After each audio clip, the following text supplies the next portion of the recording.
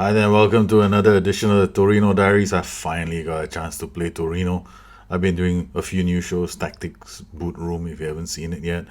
Added a new video to Football Essentials. But yeah, and I've got another two more different shows I'm going to be doing as well. And I really want to concentrate on Torino for a bit. I don't want them to be forgotten. Yeah, I hope I don't forget them. Well, here we are with Torino. They've done really well. They won the Champions League last season, beating Milan. I mean, this is the end of season three, actually. Also, under us, they like won the Serie A few times. The interesting thing for me is that at this point of the season, I start looking at certain things like player performances, finances. Do I need to do something different? And around this phase of the game, which is like the third or the fourth season, I start making really big plans on selling players. And if you look at my finances, what I tend to do is I look at income as well. One of the areas of you actually you can, if you wanted to know how to focus, zoom in on one income, you want to look at just uncheck everything and then look at the one that you're interested in. In this case, my one of my goals was to increase merchandising. Now, it's not a big figure by any stretch of the imagination, 725,000, but compared to where we were at the start, which is 150K, it still adds money to our bottom line. So it's extra income. I'm going for extra income from every single source that requires minimal management in the game. Merchandising is one of them. And I'm probably going to look for another club outside as well. Now, when you start doing well as well, when you start doing better, certain things start to improve. Most notably, your gate receipts start going up. So our gate receipts also have certainly seen spikes, and this will have a upper cap until you improve your stadium. And I haven't improved my stadium yet, so I know this is another zone. But in order to improve my stadium, I gotta get more money. To do that, I gotta make sure that the prize money I get from taking part in competitions is stays, positive.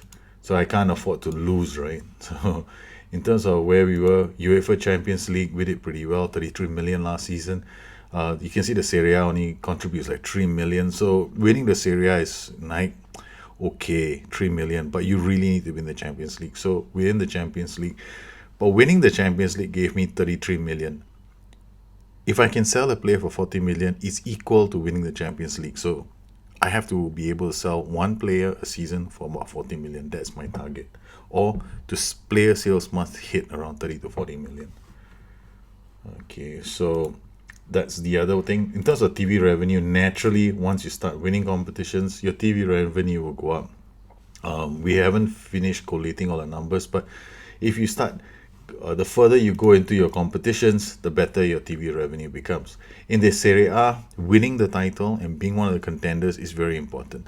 So we have to make sure that we're continually featured on the telly. That contribute 34 million, and Champions League contributed about 30 million in terms of revenue. So you gotta keep winning those games. Make sure that you're on match of the day. Now, last season, player sold wasn't such a big part of our income. We managed to sell about last season 29 million worth of player sales, which is okay, considering the fact that I hadn't really started yet. But okay, good, 29 million, I'll take it. So in terms of income, these are the areas that you want to focus on. In terms of expenditures, okay, let's remove everything, uncheck everything. And what have I got? Okay. Oops. Okay, the single biggest thing that is going to contribute to my income is always going to be wages. You can see the wages are slowly climbing up, and we're now at 3.6 or nearly 4 million, as compared to where we first started was under 2. Now, this is dangerous for me because I don't want this to climb any higher. So once players start reaching a certain cap that I will assign in the club, they either accept that new cap or they go. Staff wages, you got no choice. You're going to reach a cap as well as staff wages. My staff wages had to go up because of the number of staff that I've employed in order for me to expand my scouting network. And this is going to it's quite a big chunk as well. So this season we spent 12 million compared to last season. So this has gone up. Our wages have gone up to from 25 to 39, understandably, because I've got to sign them all on new contracts. I waited until we won the Champions League so I can sign them on contracts. Then when I want to sell them, I can get a better value for them. Until today, the mystery is non-football costs. I have no idea what this is. And scouting costs definitely have gone up. With our scouting costs have almost doubled compared to last season, but this is a small chunk and I don't really care about this very much. Transfers, incoming transfers, we did spend last season about 11 million. And this is the area that I'm going to start looking at. My youth setup. I need to improve my youth setup. I need to spend more money on this. And as a result of that, we're going to have to look at, basically investing back into the club so they can get more money. So our projected profit and loss for the period is about 85.42 million. Okay, not bad. I'm happy. The next thing I want always take a look at is my squad. This is where it gets a bit, detailed. And honestly, on a 30-minute show, you're not going to see everything that I do. Everything that I do is a lot more than what I show you guys, because I will look through, in a nutshell, I will go through my players, pick those players who are performing well, and then identify one or two players who I could sell, all right? And then I will adjust accordingly. Like, for example, here, Camel Glick. He's wanted by a club. He's already reached a certain age where I'm thinking to myself, he's 30 years old. He's got maybe 2 years left, and then he's got to go. So let's think of selling him. So I will identify which club. Liverpool are rumored to be interested in this player. Why not? I'll sell him to Liverpool and see what I can get. Okay, so that's the strategy I take with him. The other thing that I'll be looking at is my effectiveness of my training programs. Last season, my training programs were all set to balance. The ones I'm focusing on are the young ones, like Marlon. He just joined the club. So in terms of development, attribute changes, I want to see that he has improved in certain areas of his game. So Marlon wasn't given any focus last season. So he's been told to train as a defender. Now, what you can do is you can go to the role of the player. In this case, it's supposed to be a defender. So if it's a central defender, these are the ones that we expect his attributes to be improving in, right? And if you look at the list here, what you can do then is you go down to the attribute changes, which is another screen. So here I look at tackling, I look at pace, I'll look at acceleration, composure, first touch, off the ball, teamwork, and work rate. These are all the attributes I want for my players to improve in. And look at that. Composure, 16.0, 16.2, less. Tackling, 14.6, 14.8. Acceleration, about the same. First touch, just a fraction. So I know right now there's something wrong. He was put on this whole routine the whole of last year, and there's not been any major change. Then when I look at Marco Chiosa, he's been set on technique.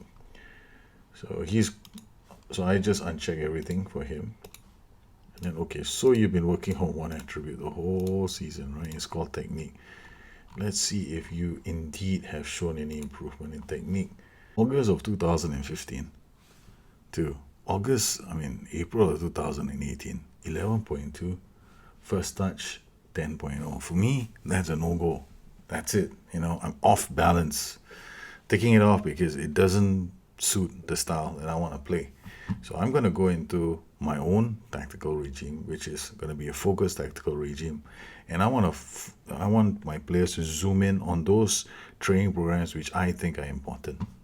The difference here is in this kind of a training setup, you'll be going to set your team on, I will be choosing ball control, attacking, and tactical. These are my three favorites because they've got a really good distribution in terms of the attributes that are part of my club DNA.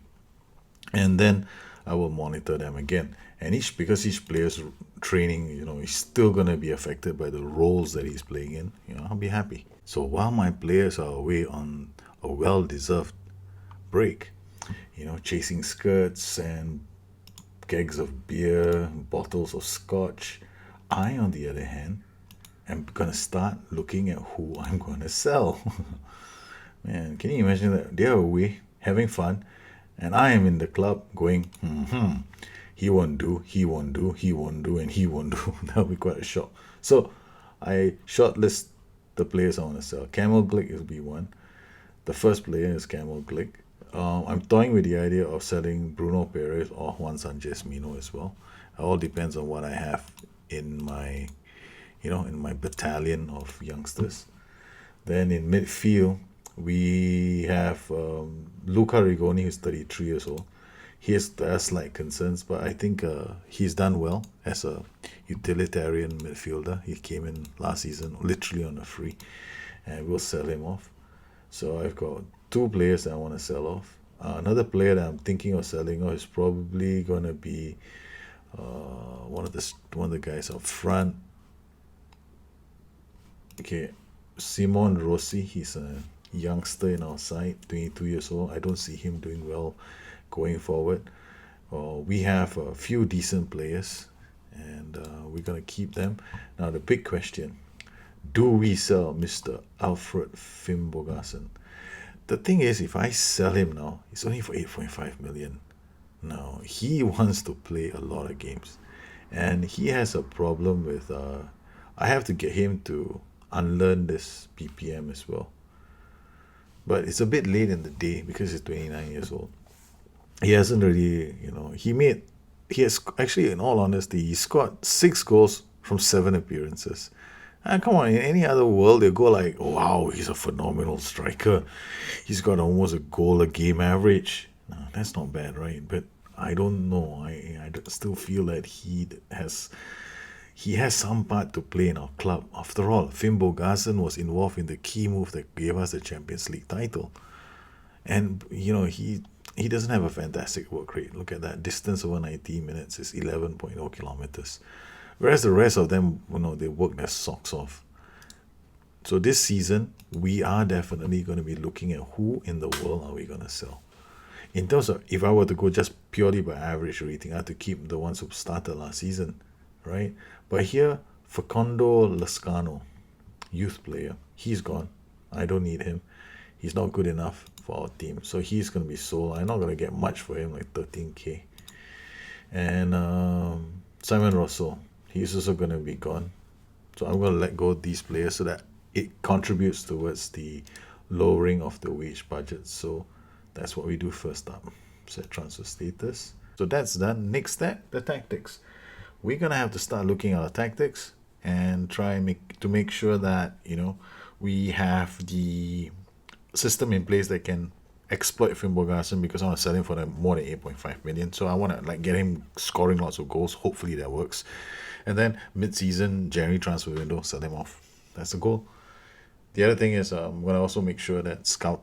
We've already put like half the youth team on sale. Like half my youth team is like on the chopping block already, and that means my scouts out there will have to identify new players to come into the club, and that's the work in preseason, which is now truncated to like 20 minutes of video. I'll be honest, scouting isn't my best part of my gameplay.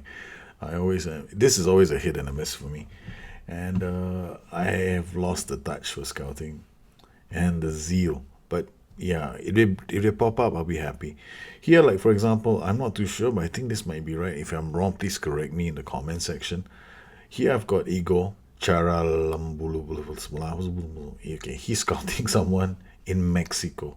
All right, so he's ongoing. I just left him there to scout. Now, if I look at reputation, if I look at the knowledge, ego is already maxed out for this. So my head is telling me this dude is already maxed out. Ego, where are you? Okay, so he's maxed out, and he's come up with 14 scout reports. If I go through the scout reports, they're all now quite. That means they've been there for a while. They haven't seen any new talents. I've gone through this, and I have my nominals. This is my list for young players. I have acceleration, natural fitness, stamina, pace, composure, and first touch. And among these players, there's one player that stands out really strongly, and it's this boy, Manuel Burillo. He's got really good physicals, right? And he's got excellent first touch. And he just needs to improve certain parts of his game, like off the ball running and positioning, and he could actually be a really good player. But yeah, so what I do is I take this guy and I add him to my short list indefinitely. Other players that look like they're worth it, but I'm only going to be picking 18-year-olds. I'm not interested in the rest. Then, okay. So that's it. So Ata, you go now. Thank you very much. You get out. So he becomes free. So I look at areas that, where I'm not maxed out in terms of my knowledge. Earlier in one of the earlier shows, I actually explained how I break the system down. Now, if you can see here, we have Slovenia here, and we have Wales. So I will send one more scout to, I can elect to go to either Uruguay or to Sweden. So here I'll go to Uruguay. So I got hot prospect, any position, inform the chief who I want. I'll bring this down. Scouting range will be nation, South America, and I will go to Europe. Basically, I just want to find somebody in the EU. Okay. And I'll set him to ongoing. And that's it. And now 19 and 19 are out on assignment. So once that's done, I know who's coming, who's going. I know who in the youth team is going to be looking start in the senior team. Then I have already decided who I'm going to try and sell off. So what kind of a system am I going to play that can showcase these people how I'm going to try and sell this season by January. Then I look at tactics. So Fimbo is one of those people on a showcase. So I'll use a system where I can have 2 strikers minimum, and that's the plan then.